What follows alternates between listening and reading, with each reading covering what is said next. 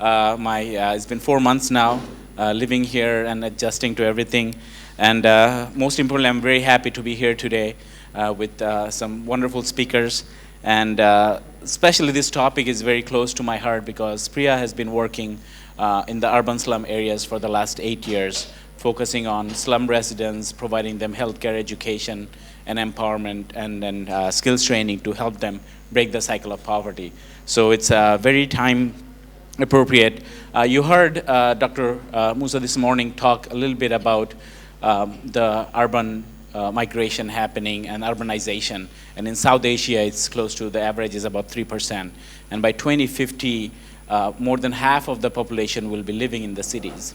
And traditionally, a lot of the NGOs and others have been focusing on rural. BRAC itself had the rural advancement in its name at one point. We went to Ganoshasto yesterday. Their motto was go to villages, build villages. And from that, we're seeing this shift. And this is probably also the right time to bring in the dimension of resilience as more and more organizations are working in the urban setup. So with that, let me just introduce our wonderful speakers this morning. First of all, we have Asif Saleh, who's the Senior Director of BRAC. He looks under, let me look at all the great things he does, strategic communication and empowerment for BRAC and BRAC International. And prior to that, he did pretty much the same thing that I did. He used to be in US also for many years, worked at big corporations like Goldman Sachs, Nortel, and IBM. And now he's in BRAC. And then one of the other things I want to talk about him, he serves on the board for SPRIA. So thank you for that. Next we have Polash Mondal, who is a team leader for the project Building Resilience of the Urban Poor for CARE Bangladesh. And before that, he worked 8 years on an initiative called Shouhardo, which is a security initiative funded by USAID. And then he's also a technical expert on community and institutional systems for improving disaster and climate resilience for both in urban and rural context. And then finally, we have Mr. Shiraz Wazi, who's a co-founder of Gorakhpur Environmental Action Group. He worked as an associate professor of Gorakhpur University College and also founded GEAG in 1975. So it's been 41 years of existence for the organization. They work primarily on ecological, agriculture, livelihoods, and rights of women farmers, disaster and climate change resilience. So we have a wonderful panel with us this morning. So to begin with, I'll just ask all of our panelists to talk a little bit about their work, and then we'll move into the questions. And again, as I said, this is a small group, so I really hope that we have a very interactive session today. Thank you very much, Tazeen. But one other fallback option for you is that you can also write a book. Because one of the books that I wrote, I basically read before I decided to leave my job, was The Leaving Microsoft to Change the World by John Wood. And seeing his tweets and everything, he's living a pretty good life as well. From Room to Read, I think he started Room to Read. So he started Room to Read, you started Spriha, so maybe soon. But first write the book and get yourself known, I guess. But thank you very much. I think the first session set the stage very well in terms of what are the problems that are emerging in this part of the world, and not only just in the rest of the world, but particularly in South Asia. There are these large mega cities that are evolving, and that are evolving in a very unplanned way. And I am no expert on urban, but one of the programs we started at BRAC recently has been the program on urban development. And before doing that, I was involved in kind of looking at this whole landscape in terms of what are these big challenges that are emerging, what are the sort of the innovations that are happening within this space, both not just in Bangladesh, but also in South Asia.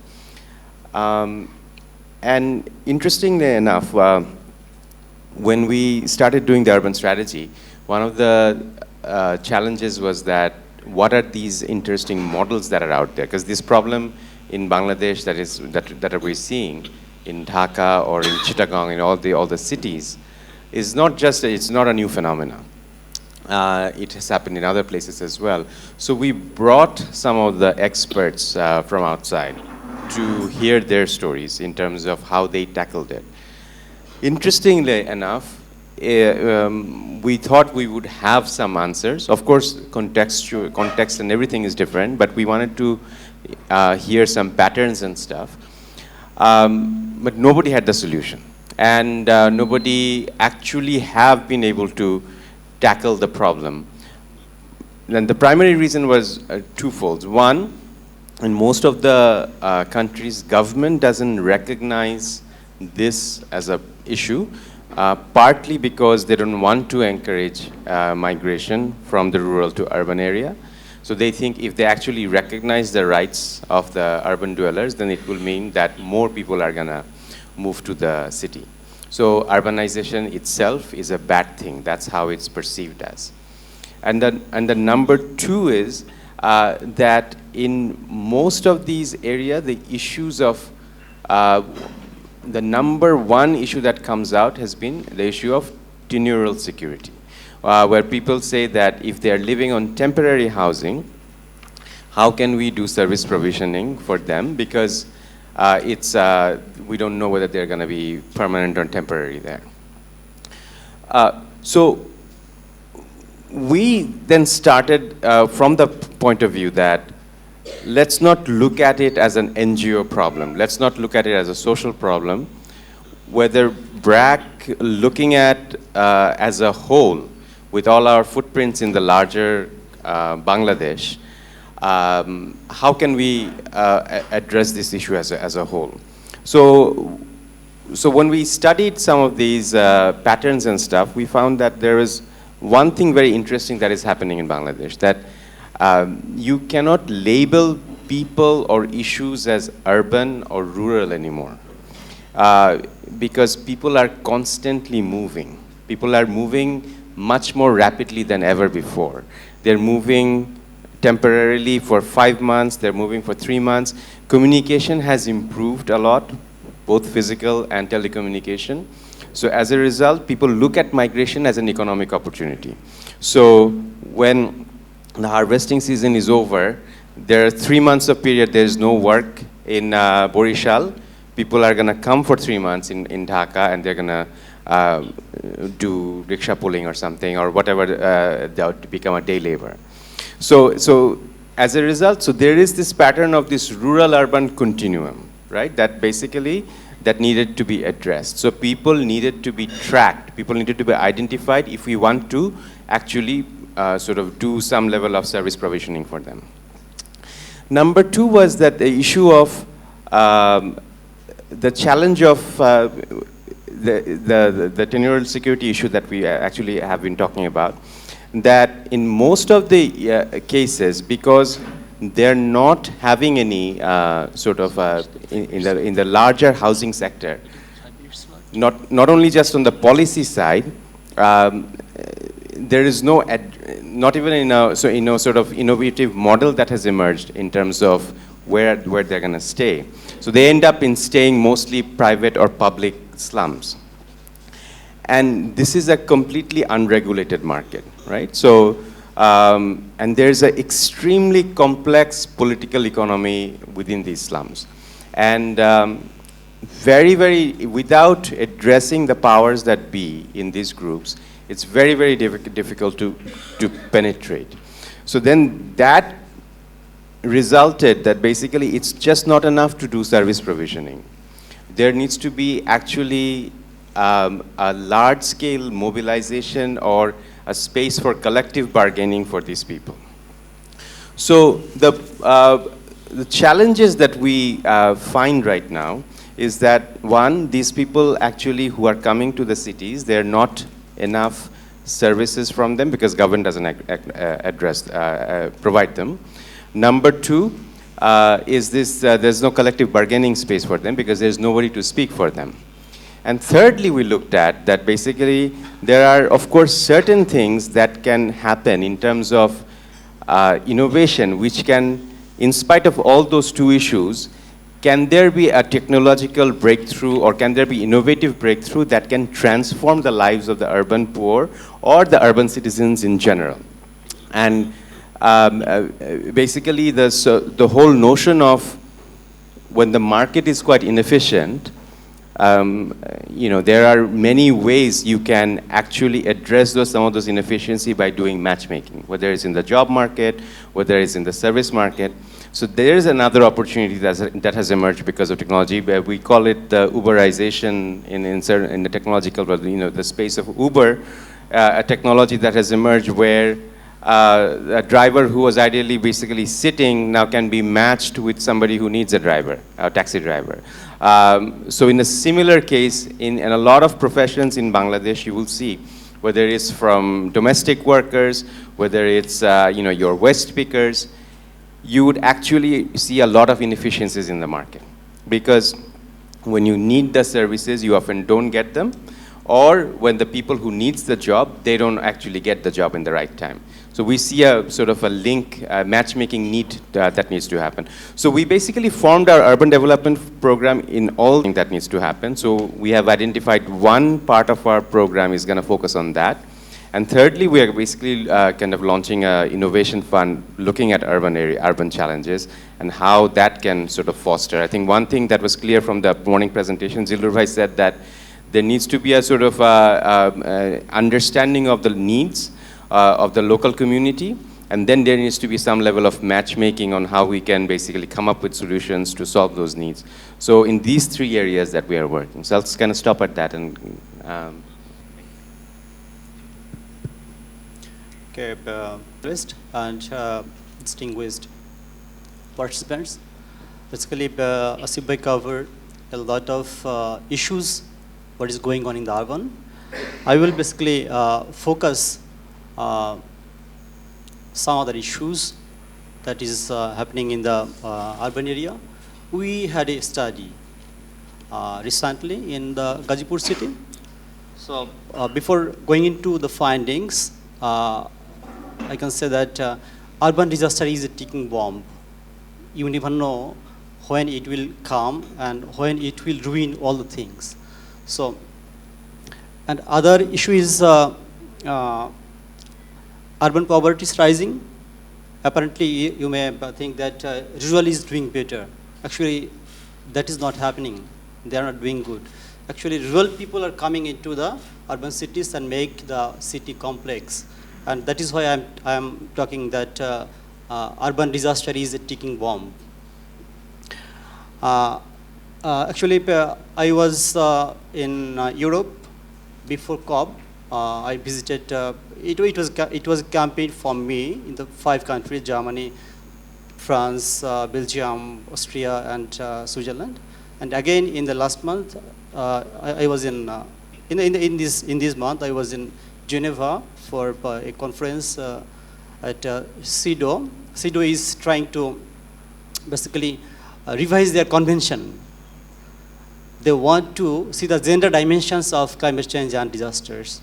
So there are a lot of discussions, rural, urban. So urban is an issue now globally. It's getting the priority, and because of the rural-urban migration, because of the refugee migration, there are many things happening globally. We had a study basically in Gazipur. So maybe the findings, they are mostly common maybe for the other cities as well. So we did this study in Gazipur because Gazipur is a rapidly rising city. It's growing very rapidly, and it's the economic hub now because there are many. It's the industrial zone. Many people are coming, and this city is basically growing in a very unplanned way. That is why we conducted this study in Gazipur. There was an objective that we will use the outcome to solve out the problems and to make the people resilient to shocks and stresses. So the key findings of the study I can share here. Actually, rural is different than the urban. There are natural disasters in rural area, but in the urban area, you will have to consider the man-made disasters. Slum dwellers have little or no access to basic services that basically increase their vulnerability or risk. Communities are delinked. That is the main challenge working in the urban area. In the rural area, people are, I mean, they have the cohesion, but in the urban area, basically they are delinked. So if people are delinked, it's very difficult to work with as community approach. It's also difficult to mobilize them, you know.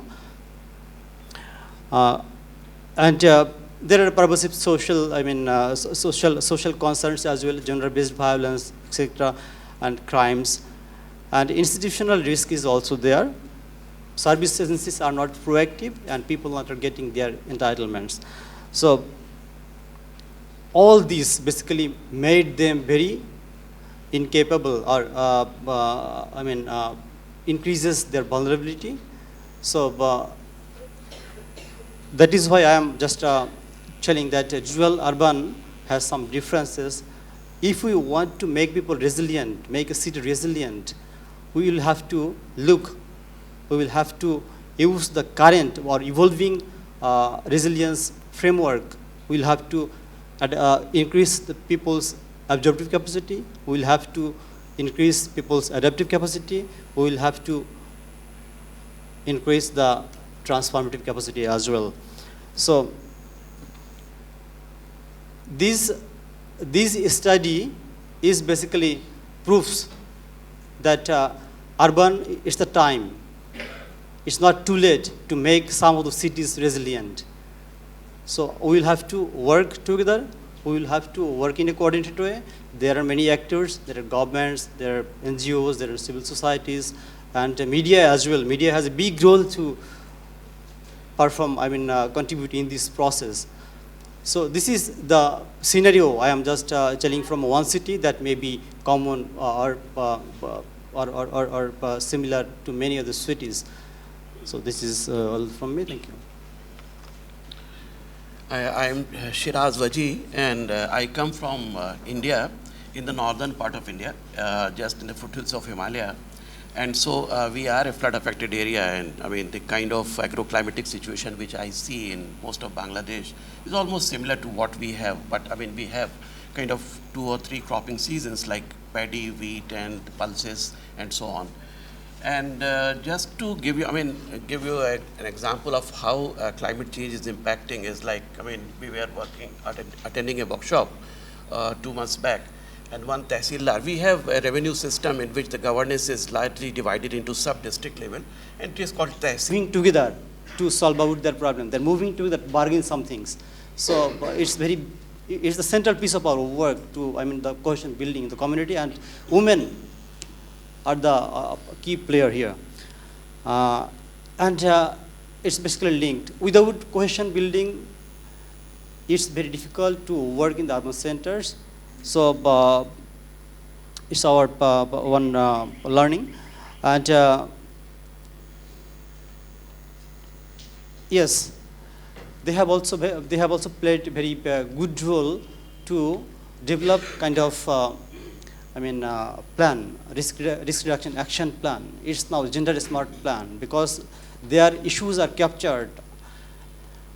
In the conventional community level development plan, you will see some structural activities because all of them are coming from the male people. The men, and consulting women separately, adding some values.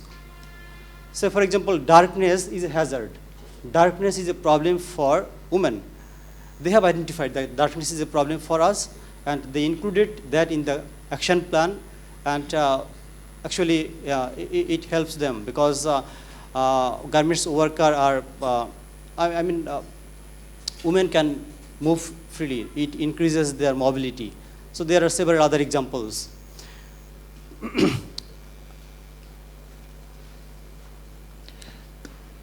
Okay, now I can share some of the challenges. working in the urban centers, urban communities, it's very, you will have to adjust with their lifestyle, time. They are time poor community, and you will have to adjust with their plan. And space in the community, in the urban slums, basically, you will not find basic services there. You will not find any space. You will not able to gather for some awareness issues. And other dimension is private land and the government land. So working with the private land, sometimes it's a challenge. If the landowner is not positive, if he or she is not cooperating you, then it's very difficult to work in the private slums. And some challenges also are with the government slums, because they are always on a threat that sometimes they may be evicted. Okay, these are some of the challenges. And I think I'm just going to give Asif a quick chance to talk about something, okay, just a follow-up, and then I'll come back to you. Just one quick question, because since it is about like innovation and then the forum is about resilience, you talked about urban development. And what is an example of how you're bringing resilience to your planned activities? I think one thing is quite clear on what Mr. Polash said, that there is, it's going to be very difficult to come up with one solution that's going to fit all the problem. Whether it's private land, public land, secondary city, mega city, everywhere there is, the nature of the problem is very different. So for us as an organization, this is a bit of a, which operates in large scale, which is a bit of a different case, because we have designed programs before where we have tried a model, it worked, and then we work towards scaling up in a mass way in the rural areas.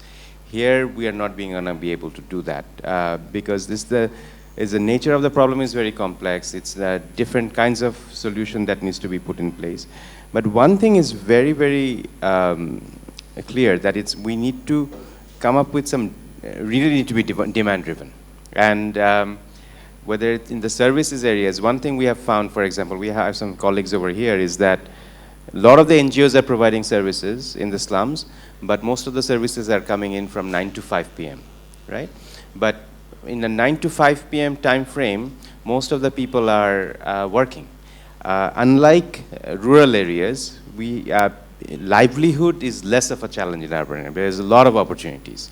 So so we need to now think about creating services which are basically being provided the time when they're at home, or they can come and they don't have the time.